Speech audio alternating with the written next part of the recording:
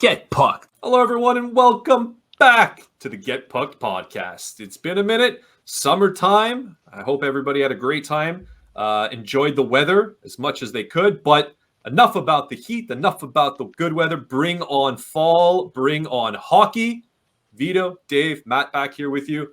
Gentlemen, are we excited? We're excited, man. We're pumped. You look it. Dave's a married man now. Things have changed since the last time Dave's married. we recorded an episode. Huh? Very true. Dave, we're very happy to see you again, bud. Same to you, man. Very pumped. Very pumped for this season. So, ladies, Dave's off the market officially. That's right. It's only Vito left. Yeah. That's it. I'm not on the market. Leave me alone. Leave me out of this. All right. Enough about your romantic lives. Let's get into what people want to hear. They want to hear about Habs news. So obviously it's been a couple months since we've all kind of really sat in front of the cameras here and talked about it. We've tweeted a bunch of things from the Twitter account. Of course, any of the happenings, you can always catch us there on the Twitter. But some notable things, right? So first and foremost, as we are talking today, the biggest news, the biggest story is they named a captain. So Nick Suzuki is your 31st captain in Montreal Canadiens history. He also now is the youngest captain in Montreal Canadiens history. So we had speculated, we kind of talked about this in the past, but now that it's, ink to paper, what are our feelings about this, boys? Starting with you, Dave. Did they make the right choice? Should it have been Gallagher? Should it have been Edmondson? Should it have been Dantonov? Who should it have been? All right. So my thoughts on it are look, I think the writing was on the wall ever since he started his PR tour at the beginning of the summer of going to every single event in Montreal on record. Staying in Montreal, yeah. Yeah, staying in Montreal. And, everybody's talking about how, cool, Nick Suzuki's staying in Montreal.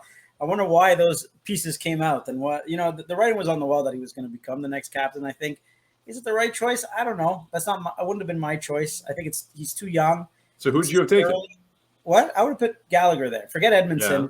I talk about this often on TSN 690 about how the Montreal Canadiens captaincy means something and it's a legacy. I thought Brian Gianta's name always seemed out of place there. You're scrolling through legend. Yeah, okay. I think I like Brian Gianta. It was kind of a weird choice to me. And then, and so if you would put Joel Edmondson like that to me also like a very odd. Would have been an odd choice. I get that he might have been the leader off the team and he's like everyone's dad on the team. Like, I don't care about that stuff, man. It has to mean something. It's a PR move. It's a marketing move, and you kind of have to do it. So I'm okay with Nick Suzuki being the case. I would have put Brendan Gallagher there simply because this has been Gallagher's team for a long time.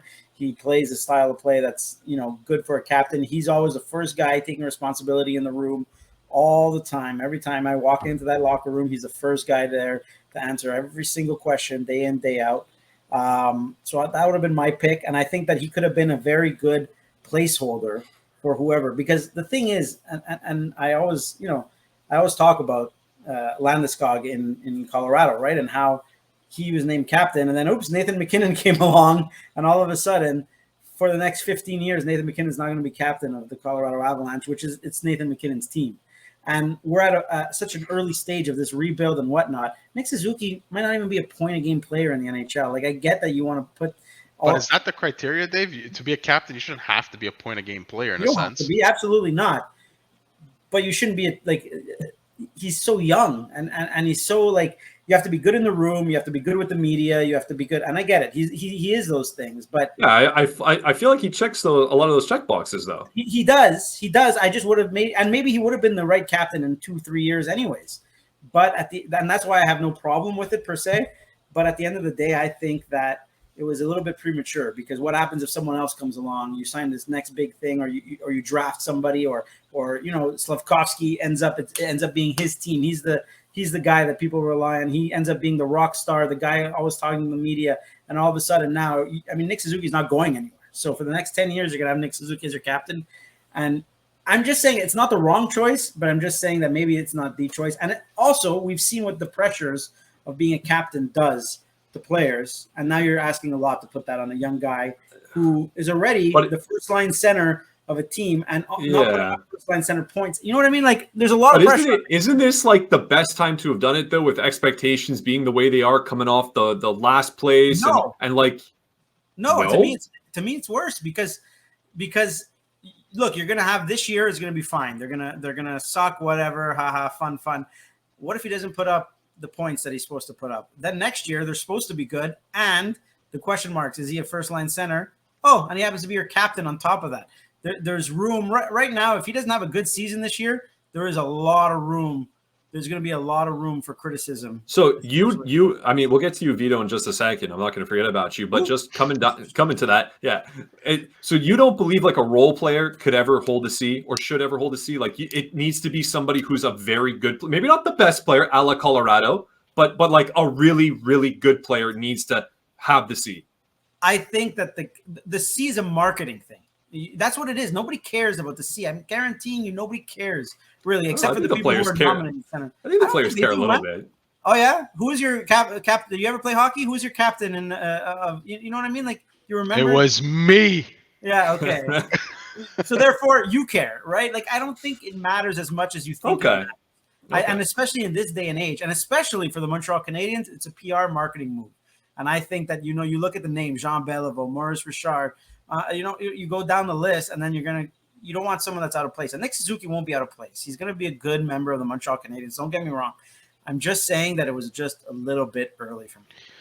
Fair enough. I don't think so. I mean, okay, you said Gallagher, and while he was one of the rumored candidates, at the same time, when you think of it, it's like, why push off the inevitable? You know that Nick Suzuki is that player that's going to lead the next generation. He's part of that youth core going forward. So because he's going to lead that next generation and the present group of players, why push off the inevitable where in 2-3 years from now, if let's say Gallagher is wherever he's at in his career and he's struggling and maybe he becomes a buyout candidate or whatever the case may be with him or they move him, but then it's like, okay, now we're gonna point Nick Suzuki. Might as well do it now. Let him go through the growing pains that the Montreal Canadiens are currently going through anyway. Okay, the guy literally came into a team, had the ups of being at a Stanley Cup Finals, and also had the downs of being last place team. So he's kind of been through it all while having Shea Weber and certain players there to kind of like mold him, kind of guide him, and all that stuff. So it's like I feel like if we just didn't put Nick Suzuki there, we would have just been pushing off the inevitable, and eventually would have been him. Now, to your point that somebody could come along and maybe that person should be the captain. Like you said, if it's a marketing thing and Nick Suzuki's already doing a good job, whoever comes in is just another leader that you're adding to the pool. Just throw an A at him because Edmondson has what? He's got about 2 years left on his contract. If they don't re-sign him, they're going to appoint the A to somebody else. You know what means less than captain? Assistant captain. Alternate. They call them alternates now. Alternates, whatever you want. Alternate. Whatever you want to say. Nick Suzuki in his presser called him an assistant captain, so he's an assistant to me. Yeah, listen, I agree. I gotta say though, I agree that they had Gallagher and Edmondson there as a good supporting cast for Nick Suzuki. And I think it would have been a nice touch to give Gallagher the captaincy, just in the sense that like Gallagher is going to leave here with absolutely nothing, man. Well, I mean, okay, he'll get a lot of money, but he's going to leave here with a shit legacy. Like they did nothing while he was here.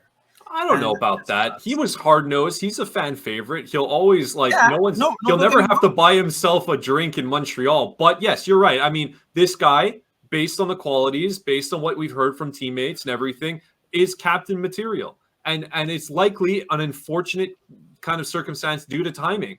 And it's just how it was. If Shea Weber never came onto the team and Pacioretty's gone and they needed to get a new captain, he was a lock. But you got a guy like Shea Weber. It goes to Shea Weber. The Pacioretty thing is probably the biggest question mark. Should have been him, but he wasn't even at debate at that point. I think it was between him and PK. Yeah, so it should have been PK, to be honest. Well, let's not even open up that door. Honestly, it shouldn't have been either one of them. It probably should have been Gallagher right then and there. I mean, I think PK was the right choice, but obviously it wasn't in the grand scheme of things because Jeff Molson, Mark Bergevin never liked PK Subban. He was out the door no matter what. He was never going to. They signed that contract, which is so weird in itself. What a weird situation. That could take a whole other episode to talk about the whole PK Subban thing.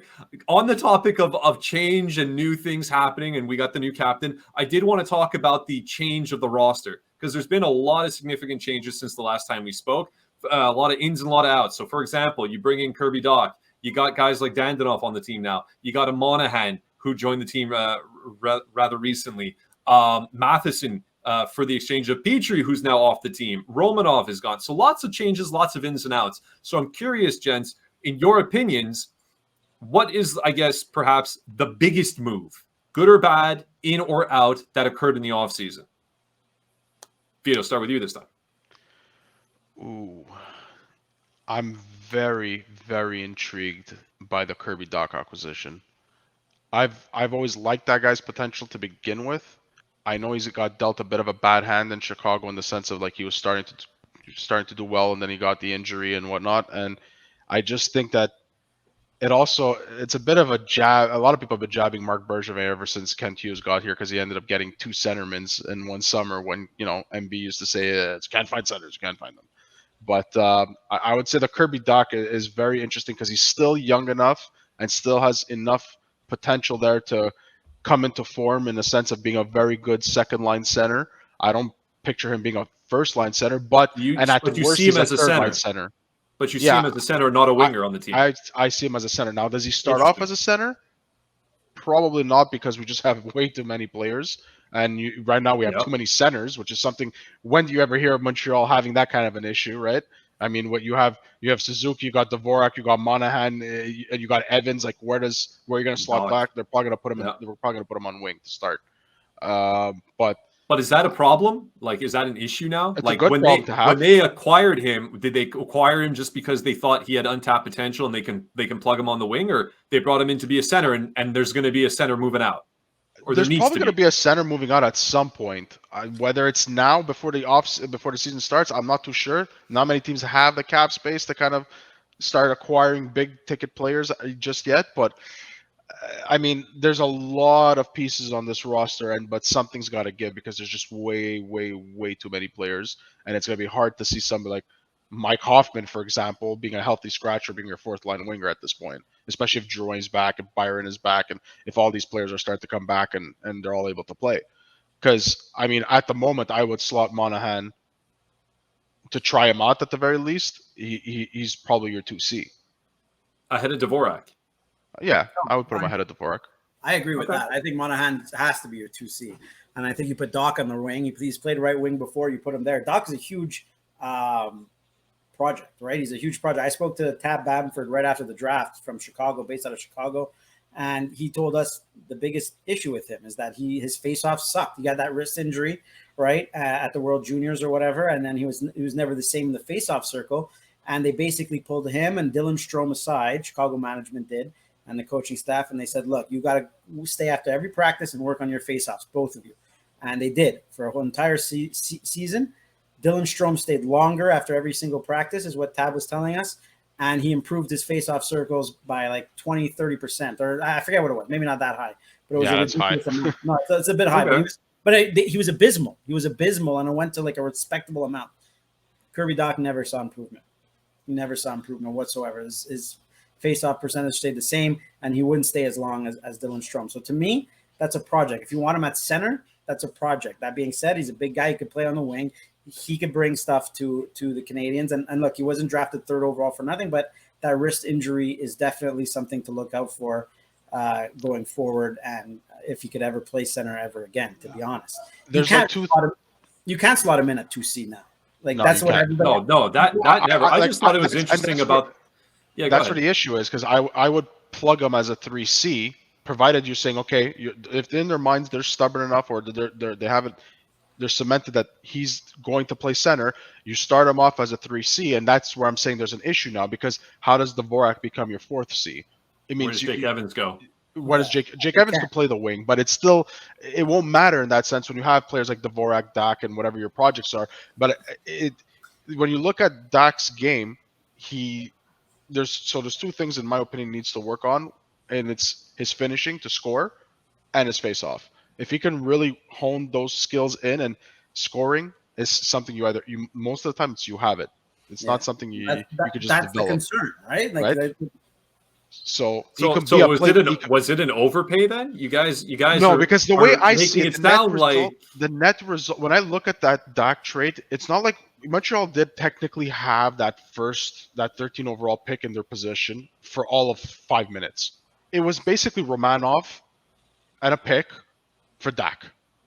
Now, some people say, you could have had Frank Nazar, you could have had whoever. I don't care. But it's a fact. At the end of the day, Montreal got a former third overall pick who's got a bit of NHL experience, and Montreal is in a position right now to work on developing players and whatever, and he's got enough potential and quite a bit of it to say, I'm willing to take a chance on this. And I find that Monahan coming in, provided Monahan can play and at least get to more or less what his game was before all those injuries, is a buffer until Dak could figure out and fine-tune his game, at least for the first year and a half.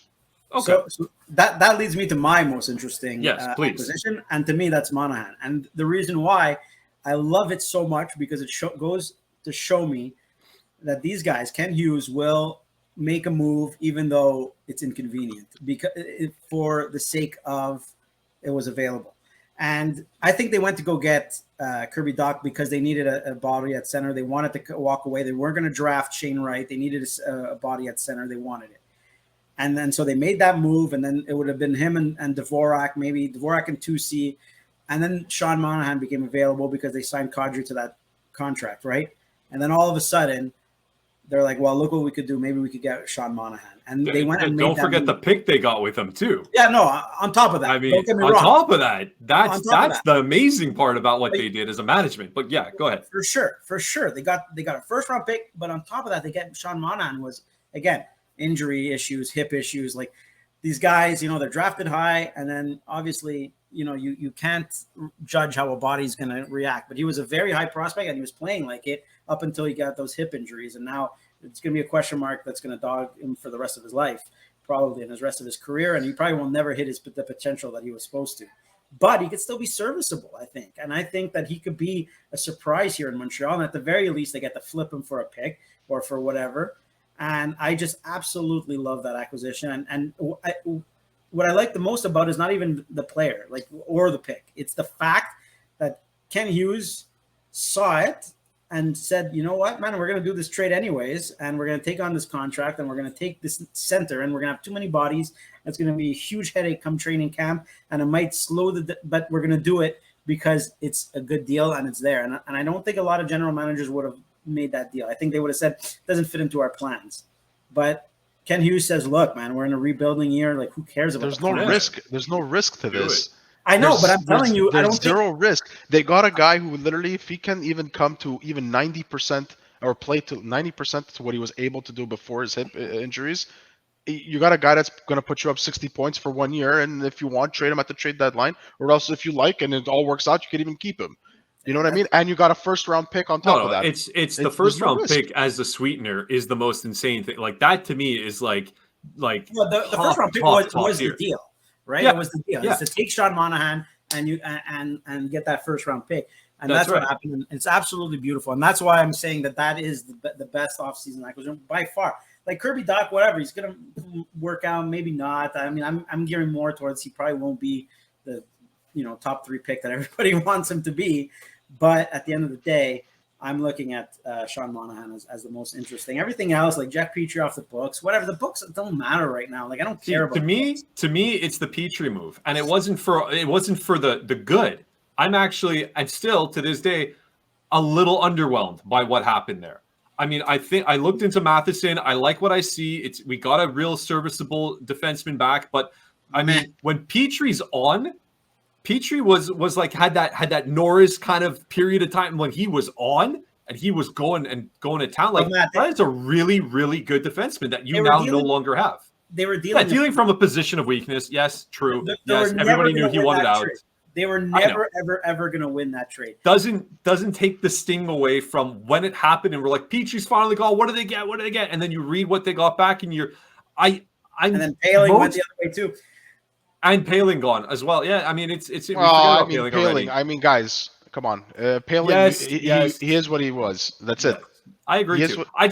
I guess bottom line, from an emotional standpoint of things, the expectation was that Petrie moving, regardless of the situation, you kind of expected with Hughes, with what he said, I'm not going to just trade him for nothing. I'm only going to do it if it makes sense. But it wasn't nothing. For the Montreal Canadiens. He didn't trade him for nothing. Listen, at the end of the day, I did not think he traded him for nothing. I'm simply saying that it felt a little underwhelming for me. That's all. That's, to me, when I think about the offseason, I guess a little too high. I guess it was a little too high in hindsight.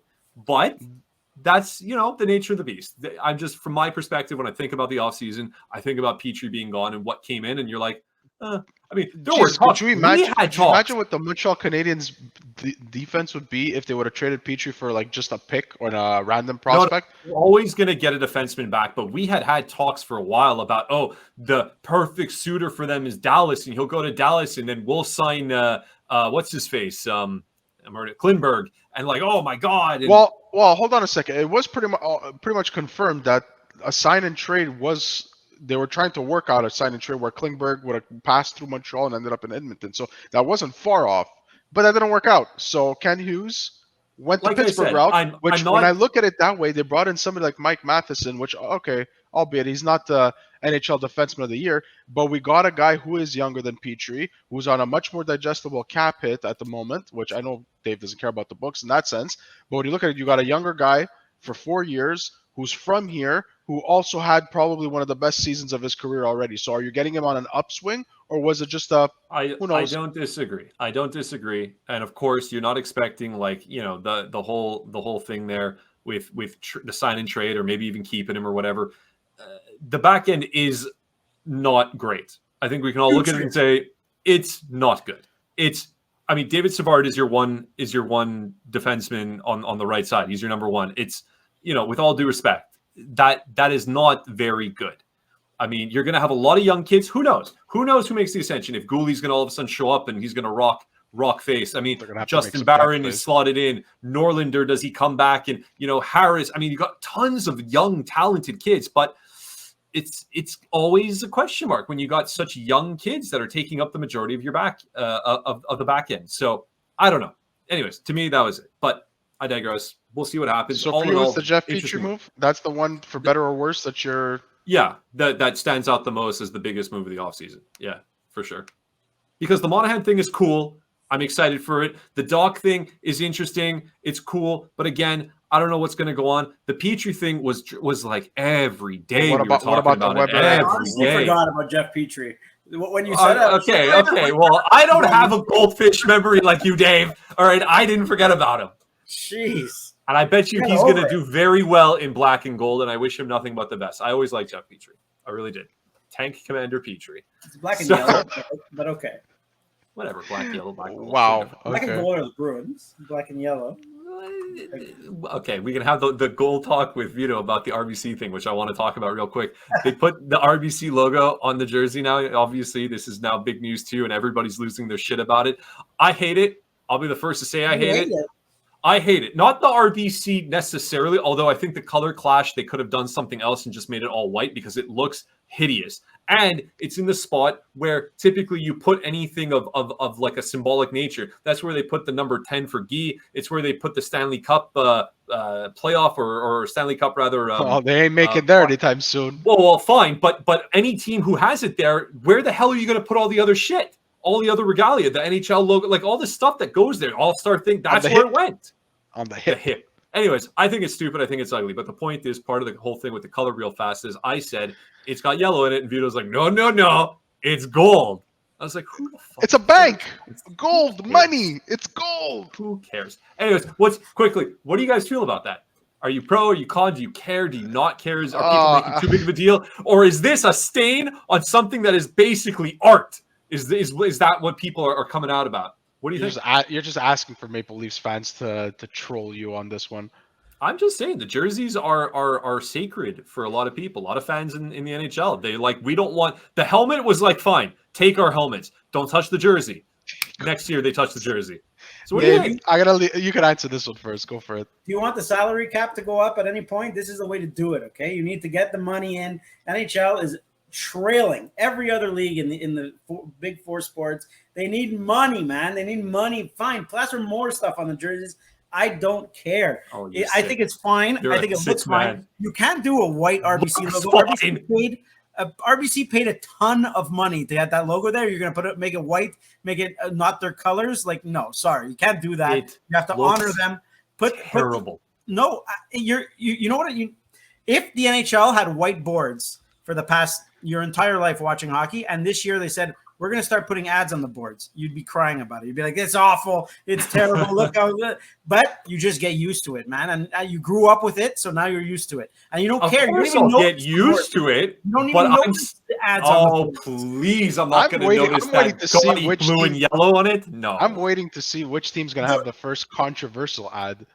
You know the Rocket has it, right? The Rocket has the Saint-Hubert patch there. And it's a joke. It's a joke, man. It's a way to make money, man. You need to make money. I'm not saying that's it's the way way to make you money. do business. I don't care. Honest yeah, to God, NBA does I understand. Everybody does it, man. Like you need to get it done. That's it. You need. They don't put ads on MLB jerseys, do they? MLB, maybe not MLB yet, but they'll do it. The MLB has so much. Does MLB need it? The amount of revenue that the baseball. The NFL and the MLB are exceptions, right? They don't need. And the NFL doesn't have it, and the NFL definitely doesn't need it. Yeah, soccer's a billboard, so forget soccer. Exactly. But basketball has it. Basketball has it. Do they? Yeah. Yes. I didn't know. There's no chance in hell the NFL's ever going to do it. Just a commercial for the Super Bowl is $1 million. They don't need no ads on jerseys. I don't know, boys. I don't know what it is in particular. I know I saw the one from Washington where I think it's a sports book or something they got there, and it kind of blends in. The colors are there. It's less like obvious. I'm like, okay, time before Pornhub is there. Well, I don't know. Maybe Vegas might do that. I don't know if there's any other team. But, hey, Pornhub is Montreal based, all right? True. They don't care. They don't care. Anyways, okay. So obviously, you guys seem not to care. I care a little bit. At the end of the day, it was going to happen. There was no way stopping it. The only thing that I could. Oh yeah. No, there you go. Yeah. The only thing that I can hope for is that they don't add more to it. I don't want the entire jersey to be like. Floodgates are open, baby. Floodgates are open. No. This is where they're going to stop. This is a nice. I find it's going to be nice. It's fine. It's on the other side of the C or the A. It looks fine. I would have put it. I would have plugged it like right where the team, the jersey, the manufacturer's logo is right, right hip, right ass. Yeah, sure. Yeah, but who's going to pay for that? Yeah, exactly. Yeah. Like, I get that. There's something about it, and I get it. It's in the most logical place to put it. I understand it. But the fact that it's used for the other events that do happen in the NHL, I'm like, well, where's that shit going now? And then it's right there. You got the letter for the person right there. It'll probably go on the shoulder. Like Stanley Cup will be a Stanley Cup patch on the shoulder or something. Who knows? What about the teams that have it? Patch to be like, oh, they're in the Cup final. I forgot. No, listen, this is just. I mean, at the end of the day, I'm not losing sleep over it. I just think it looks bad. When the Habs made the Cup final and they were in Game 5, were you like, oh my God, there's Brendan Gallagher. He has the patch. They're in the patch. I forgot. To be fair, no, I did not. But they're stupid. But anyways, I just think do something. Listen, if you're gonna put it, make it more blending in a little bit. I get Dave's point. You got to pop. You got to show the sponsor. But does it have to? Do you have to slap yellow on your jersey? I mean, it's the Montreal Canadiens. So what? Every single company, every single ad is gonna have to blend it into the jersey. I mean, listen, is it ugly? It's 100% ugly. It's an eyesore. You look at the big red Montreal Canadiens jersey, or even the white, and you just slap an RBC blue and gold patch there. Yeah, it is ugly. But at the end of the day, you're not gonna stop it. So and if I'm not mistaken, move on. It's only on the home jersey, yeah. Didn't I read that today? I don't know. Actually, I didn't even read that. I might have read that it's only on the home jersey, and then I also read that when if as a fan want to buy one and you buy it from the store, you can buy it with patch or without. But if you buy it with the patch, I think certain percentage of the proceeds go towards the Montreal Children's, something like that. Maybe, but I know that if you only, from what I thought I read, is that it's only like game worn jerseys. If you're one of those people that buy them, it's going to come with the patch. There's no question. Well, of course, but again, at the end of the day, like it's coming, guys. Get used to it. Yes, it's ugly. Doesn't matter which jersey. Some teams are gonna have a flashier patch than the other. Who knows? We're gonna probably see some McDonald's and Burger King crests. We don't know. God. But it is what it is. And if it's only for 41 games and the Montreal Canadiens got it for just half the season, that much revenue in from one ad for half the games. Yeah, but anyways. From a business perspective. I didn't want to talk too much about it. I wanted it to be more for fun, but okay, yes, you guys seem not to care too much. I care a little bit, but ultimately it doesn't really matter. So you could, there's no like NHL from what I'm reading. Quick, There's no NHL guideline on whether or not you could do different on home and away. You could do a different one on your third jersey, but there's no just home. So maybe it was a Canadian's decision. I don't know. It could be a Canadian's decision. Yeah, I mean, listen. I read it earlier today. Maybe it was some fake news. I don't know. But when I read that, I was like, all right, so half, whatever. I happen to like the red jersey more than I like the white jersey, so I'm like, it's on the red one. They should have gone with the cash. Yeah. It would have been just like another C on the person's chest. Everybody's a captain now. Everybody's captain. Everybody's cash. Everybody's a captain. All right. Jerseys aside, there is something, probably the last question for this episode, boys, because I think it's going to take probably a little bit of time. There are simply too many players on this team. There are too many players to fill too few spots, and that is not even talking about the ascension of some of the guys from Laval last year who you would think could logically take that next step. I'm thinking of guys like Ylonen, even guys like Harvey Pinard. You got guys who are in-betweeners like Pizzetta, who was like a fixture basically last year. Now you got all these other guys coming in. You got tons of centermen that are going to need to move to the wing. We're talking when Monahan is healthy, because I think he's not going to start the season healthy. What to do? Do you try to plug your older guys in different spots and then just keep the kids down? Do you try to bring the kids up? Are we going to see a bunch of moves in the next 2 weeks before the season starts? Like, how do you see this playing out? Well, that's an interesting question, because I don't really know what. The closer you get to the start of the season, the less likely a deal is going to be made, because we see it time and time again. People put like great players on waivers and nobody could take them because they have no room for them body-wise. Or so I don't know. I don't know what to do. Like, obviously the ideal move, you move Dvorak, you move Hoffman, whatever. Like, I mean, Hoffman, Byron. Yeah, for sure. But you're not realistically, those guys, nobody, like, it's going to be very hard to trade those guys. If you don't want them, odds are general managers don't want them either, especially not on these teams. Barring an injury here or there, I think that you're going to kind of be stuck with these guys. So what I think you're going to see is you're going to see guys like Schoenemann and Pizzetta. Well, I mean, Schoenemann's a defenseman, but what I mean is that you're going to see a lot of these young guys who kind of made their teeth with the Canadiens last year. They're going to be sent back to the Rocket. Yeah, there's going to be no choice. Well, at least they can go. What do you do with a lot of the other guys? Waiver. You're going to waiver Paul Byron again. I think you're going to have to. Well, Paul Byron's on LTIR, right? So I don't think they have a Paul Byron issue. Kent Hughes said he's in a gray area. There's a possibility they could start the season. Yeah, odds are he'll probably be on LTIR, because I mean, like, if you could remove Paul Byron, if that's one way to remove somebody, they're going to use it. Okay, they're going to 100% use it. Yeah. So I would say Paul Byron's going to be on LTIR, but then you have guys like, I don't know what they're going to do. Like, you're going to see Joey's back. Yeah, for she's sure, got to plug in there. You're gonna have guys like Armia, like Gallagher's probably gonna be on the fourth line. Like, it's gonna be very weird. There's too many bodies, and I don't know what to do. Really, I don't know what the answer is to it. Even moving one player, for example, for everybody that wants to move Hoffman or whatever, because of the caliber, I guess you could say caliber of players or the types of players we have. It's kind of like they're all interchangeable in a sense, and it's like even if you move the one, you still have the same problem. You just probably have a little bit less cap space depending on the move you make. Mm-hmm. I mean, the cap is obviously a big problem, but you just got far too many bodies, and you can't, like, he doesn't want to make trades and lose trades. He mentioned today at his press conference. Now we're talking about throwing guys on the waiver. You're losing for absolutely nothing. Well, I don't think he wants to do that either. But the one day, because teams won't take a player off waivers. It's very rare that you see a player moved, early on in the season or even before the season starts because of waivers. Like, so many times you look at around, you're like, oh, that'd be a great pickup, but nobody does it because you just don't have the room. You have too many bodies. What sucks is that if the Canadiens see somebody they like, they won't be able to do that, right? They're going to be they're first on the waiver. They're going to be stuck. Yeah. Well, I think you kind of got to wait a little bit. I think they would still be able to do it. But they'll still be able to claim somebody. It's just that it's like you said. I don't think you're going to lose anybody, right?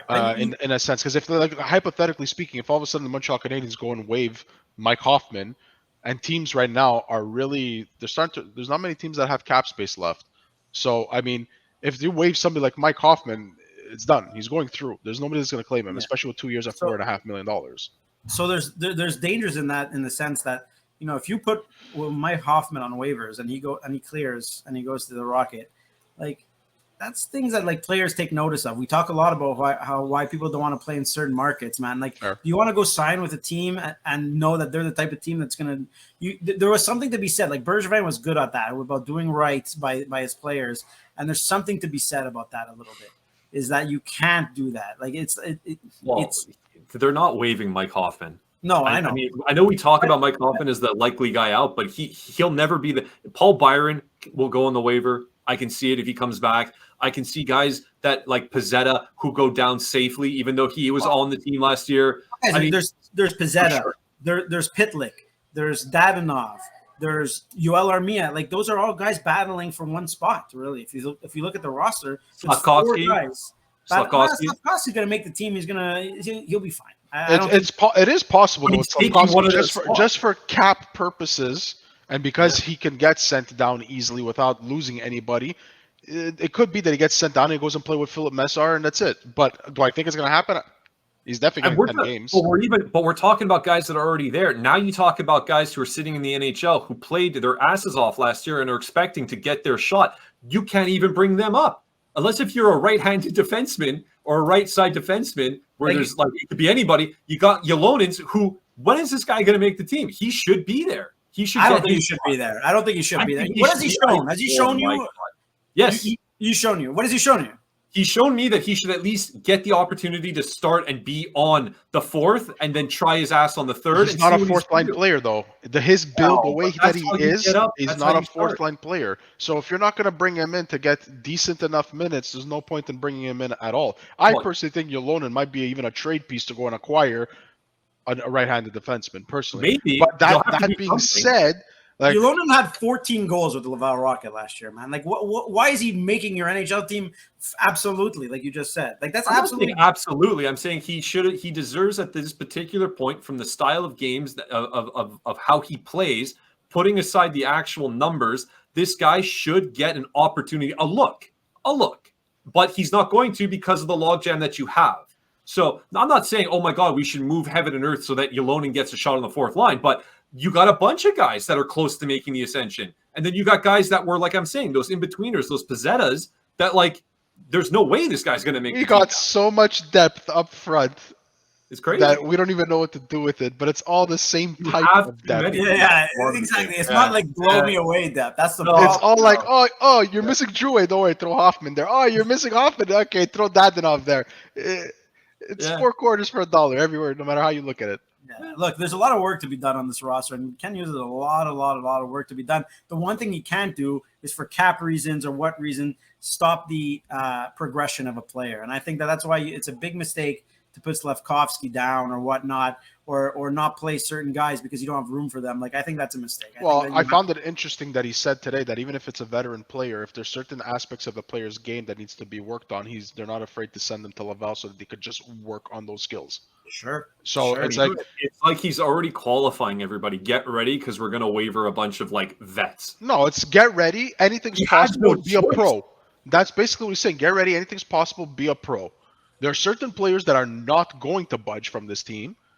Suzuki, Gallagher, whatever. Those are just names that that are locked in. They have their roster. It's just a question of where they're going to be in the lineup. But there's some players that, if you suck at faceoffs, you're getting sent down, or you're going to go work on that stuff. If you need to work on your skating a little bit, you're going to go work on that a little bit. And I'm not afraid to have to send you to Laval for whatever reason. That's why training camp's going to be fascinating this year. It's going to be one of the most fascinating, fun preseasons in recent Canadian history, which is funny to say because ultimately I'm sure it won't even matter. But at the end of the day, it's just logistically, you're just like, what are they going to do? As long as everybody stays healthy, yes, it's going to be an interesting moving of the deck because if people, and like they always inevitably do, somebody gets hurt in preseason and it's such a shame. Well, now you got one less piece that you got to worry about. But if they all stay healthy, I mean, oh my God, the left side, you have just a million players. Just play Mike Hoffman for 27 minutes on one day, and let him take its course in one of the preseason games. I mean, but you know what? If there's any season that Mike Hoffman should excel, is this season. Especially that's like, okay, we know we're not doing defense. We're doing all offense. Go do your offense. Yeah. Show other teams that you can still score 30 plus goals. The guy scored 18 goals last year, man. There's nothing to be sneezed at with Mike Hoffman. No, I mean, I'm not we a like Mike to Hoffman shit on hater Mike at all. Hoffman. Yeah, but he's not bad. It's just he came in here with a certain, I don't know, like this is the greatest power play performer ever, and it's like the thing is, this is the problem with Habs fans. Okay, is that Mike Hoffman was a great power play performer in Ottawa, and then he went to Florida and was considerably less good, and then he went to St. Louis where he wasn't good, and then he went to Montreal. But people remember the Ottawa days, and they're referring to the Ottawa days, and they're well, not, I think it's when they see when they saw him going to Florida and he still was able to score, 36 and 29 goals. I know. I mean, with Florida, he got 70 points, right? So when you look at that, and you're like, okay, that's only 4 years removed. Yeah. We got that version of Hoffman, not that the version of a Hoffman that came here and whether he's happy or not or what's going on with it. No, we got the 70-point Hoffman. That's what we got. All right, guys. That's it. This is you guys. This is your. You slammed it down. I've got enough Mike Hoffman. It's done now. It's done. That's it. I mean, final take on that is I think last year everybody was pretty bad. I mean, across the board. So who knows? I mean, I think it's fascinating that Edmondson comes out. I mean, what are they going to say? But regardless, he goes, our goal is to make playoffs. Like, we think we're going to shock people. We think we're going to be a good team. But what do you want them to say? They got to say these things, or else fans a good portion of the fans are going to tune out before the season even starts. They talked to him, and they were talking about Eddie, like, the rebuild, this, that, whatever. He didn't have to say rebuild was last year. We're here to compete. He could have been like, yeah, we're going through it. We're going to do the best. We're going to work for it and blah, blah, blah. He could have steered it that way. No, he said rebuild is last year. We're here to compete. We're going to surprise people. We got a good team, blah, blah, blah, blah, blah. Anyways, I digress. It'll be interesting to see. It'll be fun to watch. I'm psyched. I'm happy to be back. I'm happy to be back talking to you boys. I'm happy to be here on the Get Puck podcast. I'm back in action. Dave, I like that hairstyle, man. It suits you. Yeah, thanks. Isn't he suave? Isn't he suave?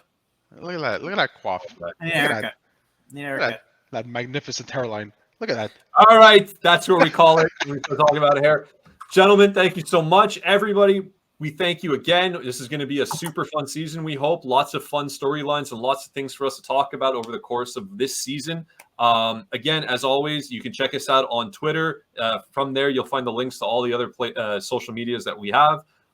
So definitely drop by, check out all the content. We're very active. Feel free to shoot us some messages. We love to interact with anybody who's listening. And definitely stay tuned, and there'll be more stuff to come for sure. So for Vito and Dave, I'm Matt. This was Get Pucked.